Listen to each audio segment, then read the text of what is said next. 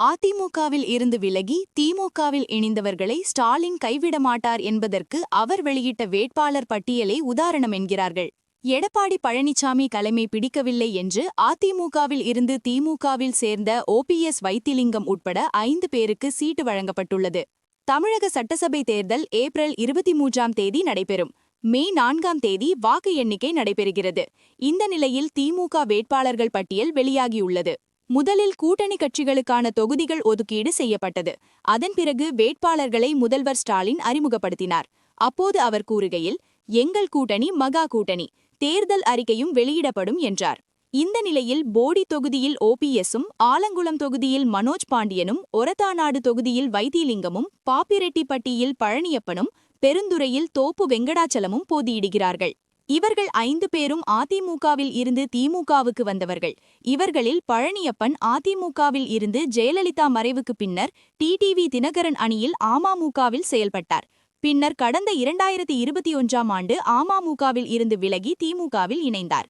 அதிமுக முன்னாள் எம்எல்ஏ தோப்பு வெங்கடாச்சலம் 2011 மற்றும் 2016 ஆகிய ஆண்டுகளில் நடந்த சட்டசபை தேர்தலில் எம்எல்ஏவாக வென்றார்.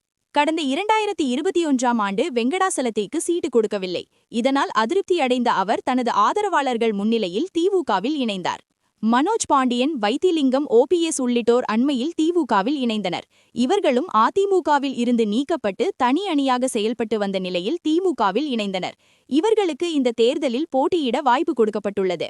ஒரத்தாநாடு தொகுதியை கேட்டு பெற திமுக நிர்வாகி சந்திரசேகரனின் மகன் நரேந்திரன் என்ற மருத்துவர் முயற்சித்ததால் தனக்கு சீட்டு கிடைக்காதோ என வைத்திலிங்கம் களத்தில் இருந்த நிலையில் அவருக்கு தற்போது சீட்டு கொடுக்கப்பட்டுவிட்டது. எனினும் அதிமுகவில் இருந்து விலகி திமுகவில் இணைந்த மைத்ரேயனுக்கு சீட்டு வழங்கப்படவில்லை. அதுபோல் 28 அமைச்சர்களுக்கு மீண்டும் சீட்டு கொடுக்கப்பட்டுள்ளது. அமைச்சர்கள் பொன்முடி, காந்தியின் மகன்கள் கௌதம சிகாமணி, வினோஜ் காந்தி ஆகியோருக்கு சீட்டு வழங்கப்பட்டது. எனவே மாற்றுக் கட்சியில் இருந்து திமுகவில் இணைந்தவர்களை எப்போதுமே அக்கட்சி அரவணைக்கும்.